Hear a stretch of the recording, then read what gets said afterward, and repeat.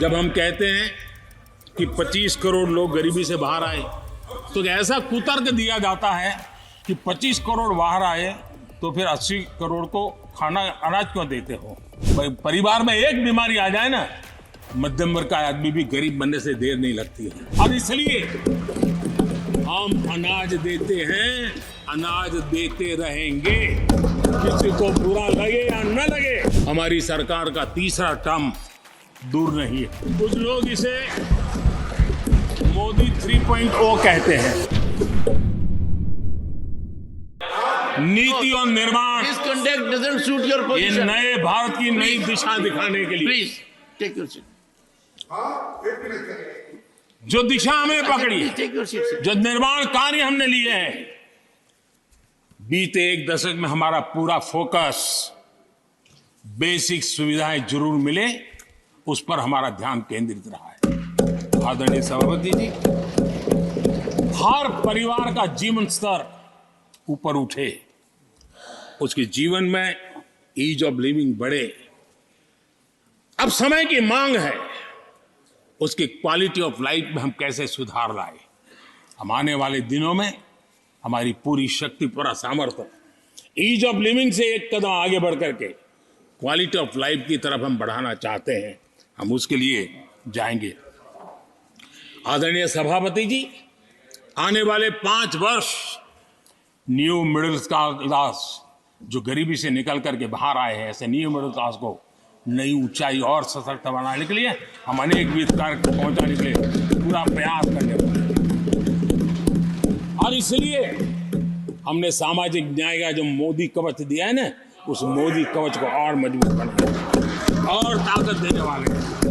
आदरणीय सभापति जी, आजकल जब हम कहते हैं कि 25 करोड़ लोग गरीबी से बाहर आए, तो ऐसा कुतर्क दिया जाता है कि 25 करोड़ बाहर आए तो फिर 80 करोड़ को खाना अनाज क्यों देते हो।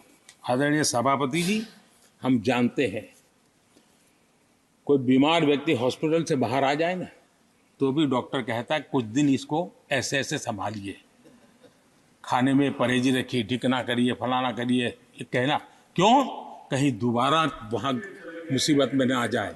जो गरीबी से बाहर निकला है ना, उसको ज़्यादा संभालना चाहिए ताकि कोई ऐसा संकट आकर के फिर से गरीबी की तरफ लपक न जाए। और इसलिए उसको मजबूती देने का समय देना चाहिए। ये समय हमने गरीब को मजबूत, ताकि वो फिर से वो न्यू मिडिल क्लास फिर से वापस उस गर्त में डूब न जाए। हम 5 लाख रुपए आयुष्मान का देते हैं ना, उसके पीछे ये इरादा है। परिवार में एक बीमारी आ जाए ना, मध्यम वर्ग का आदमी भी गरीब बनने से देर नहीं लगती है।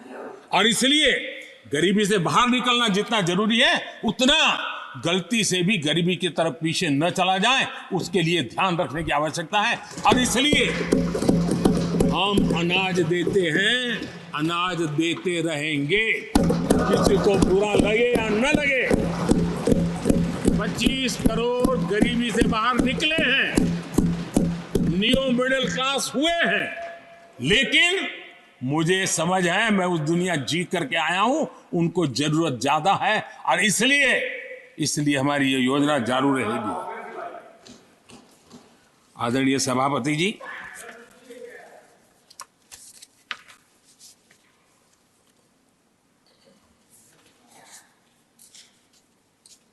देश जानता है आदरणीय सभापति जी, और इसीलिए मैंने गारंटी दी है। मेरी गारंटी है गरीबों के 5 लाख रुपए तक की इलाज की सुविधा आगे भी मिलती रहेगी। मेरी गारंटी है, मोदी की गारंटी है। 80% डिस्काउंट से जो दवाइयां मिल रही हैं, जिसका लाभ मध्यम वर्ग गरीब को मिल रहा है, वो मिलता रहेगा। आदरणीय सभापति जी, मोदी की गारंटी है कि किसानों को जो सम्मान निधि मिल रही है, वो सम्मान निधि चालू रहेगी, ताकि विकास की यात्रा में वो ताकत के साथ जुड़ जाए। आदरणीय सभापति जी, गरीबों को पक्के घर देने का मेरा अभियान है। अगर परिवार बड़ा होता है, नया परिवार बनता है, पक्के घर देने का मेरा कार्यक्रम जारी रहेगा। नल से जल योजना मेरा पक्का इरादा है और मेरा पक्की गारंटी है कि नल से जल हम नए शौचालय बनाने की जरूरत पड़ेगी, मेरा पक्की गारंटी है हम जारी रखेंगे। ये काम सारे तेजी से चलेंगे क्योंकि विकास का जो रास्ता, विकास की जो दिशा हमने पकड़ी है, इसको हम किसी भी हालत में जरा भी धीमी नहीं होने देना चाहते। आदरणीय सभापति जी, हमारी सरकार का तीसरा टर्म दूर नहीं है।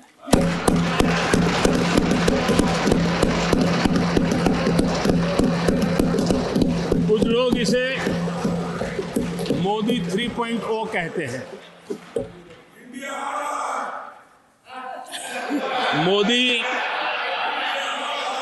मोदी 3.0 विकसित भारत की नींव को मजबूत करने के लिए पूरी शक्ति लगा देगा। आदरणीय सभापति जी, अगले 5 साल में भारत में डॉक्टरी की संख्या पहले की तुलना में अनेक गुना बढ़ेगी। मेडिकल कॉलेजों की संख्या बढ़ेगी। इस देश में इलाज बहुत सस्ता और सुलभ हो जाएगा। आदरणीय सभापति जी, अगले 5 साल में हर गरीब के घर में नल से जल का कनेक्शन होगा। आदरणीय सभापति जी, आने वाले 5 साल में उन गरीब को पीएम आवास जो देने हैं, एक भी वंचित नहीं रहे, इसका पक्का ख्याल रखा जाएगा। अगले 5 साल सोलर पावर से बिजली बिल जीरो। देश के कितने नागरिकों, करोड़ों नागरिकों को बिजली बिल जीरो। और ठीक अगर आयोजन करेंगे तो अपने घर पर बिजली बना करके बेच करके कमाई कर पाएंगे। ये अगले 5 साल का कार्यक्रम है। आदरणीय सभापति जी, अगले 5 साल देश में पाइप से गैस के कनेक्शन पूरे देश में नेटवर्क बनाने का भरपूर प्रयास किया जाएगा। सभापति जी, आने वाले 5 साल हमारी युवा शक्ति का दम पूरी दुनिया देखेगी। आप देखना आदरणीय सभापति जी, हमारे युवा स्टार्टअप्स, युवाओं के यूनिकॉर्न, इसकी संख्या लाखों में होने वाली है। और इतना ही नहीं, टियर 2, टियर 3 सिटी नए स्टार्टअप से उसकी एक नई पहचान के साथ उभरने वाला है। ये मैं 5 साल का चित्र मेरे सामने देख रहा हूं। आदरणीय सभापति जी, रिसर्च फंडिंग, उसकी वृद्धि का प्रभाव आप देखना। पिछले 7 दशक में जितने पेटेंट नहीं हुए हैं, उतने रिकॉर्ड पेटेंट फाइल होने का दिन आने वाले 5 साल में मैं देख रहा हूं। आदरणीय सभापति जी, आज मेरे मध्यम वर्ग के लाखों बच्चे विदेशों में पढ़ने के लिए चले जाते हैं। मैं वो स्थिति लाना चाहता हूं कि मेरे बच्चों के लाखों रुपए बच जाएं, मेरे देश के मध्यम वर्ग के सपने पूरे हो, बेस्ट यूनिवर्सिटी मेरे देश में हो, उच्चतम शिक्षा उनको मेरे देश में मिले और मेरे बच्चों का, उनके परिवार का पैसा बचे। इसलिए मैं कह रहा। आदरणीय सभापति जी, आने वाले 5 साल आप देख रहा, कोई भी इंटरनेशनल खेल की कंपटीशन ऐसी नहीं होगी जिसमें भारत का झंडे हर जगह बढ़ना था। मैं देखने वाला हूं 5 साल खेल जगत के अंदर दुनिया में भारत के युवा की शक्ति की पहचान देने। आदरणीय सभापति जी, आने वाले 5 साल में भारत का पब्लिक ट्रांसपोर्ट पूरी तरह ट्रांसफॉर्म होने वाला है। अगले 5 साल में गरीब और मिडिल क्लास को तेल और शानदार यात्रा की सुविधाएं बहुत आसानी से मिलने वाली है, तेज मिलने वाली है, पूरी ताकत से व्यवस्था होने वाली है। अगले 5 साल में देश बुलेट ट्रेन भी देखेगा और देश वंदे भारत ट्रेन का विस्तार भी देखेगा। आदरणीय सभापति जी, अगले 5 साल में आत्मनिर्भर भारत का अभियान नई ऊंचाई पर होगा। देश हर क्षेत्र में आत्मनिर्भर होता नजर आएगा। आदरणीय सभापति जी, आने वाले 5 साल में मेड इन इंडिया सेमीकंडक्टर दुनिया में हमारी गूंज होगी। इलेक्ट्रॉनिक हर गुड्स में वो चीप होगी जिसमें किसी न किसी भारतीय का पसीना होगा। आदरणीय साहब, दुनिया के इलेक्ट्रॉनिक बाजार में एक नई गति का सामर्थ्य आने वाले 5 साल में देश देखेगा। आदरणीय सभापति जी, आज देश लाखों करोड़ रुपए का तेल इंपोर्ट करता है।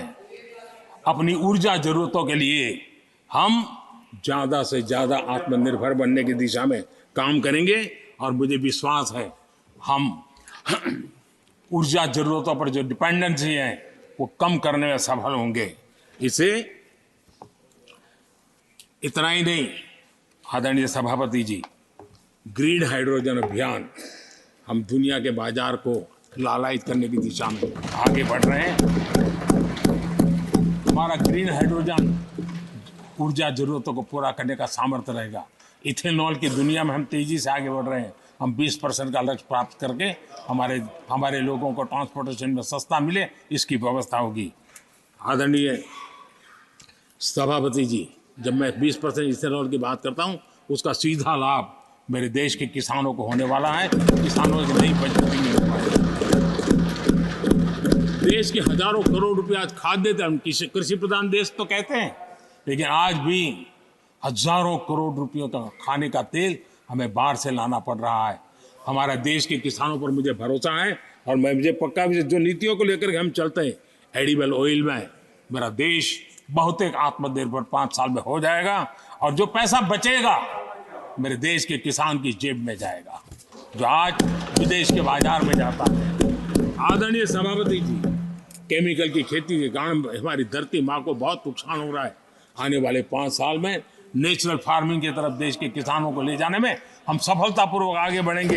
एक नया जागृति का काम होगा, हमारी धरती माँ की भी सुरक्षा होगी। आदरणीय सभापति जी, नेचुरल फार्मिंग बढ़ने से दुनिया के बाजार में भी हमारे उत्पादों की ताकत बढ़ने वाली है।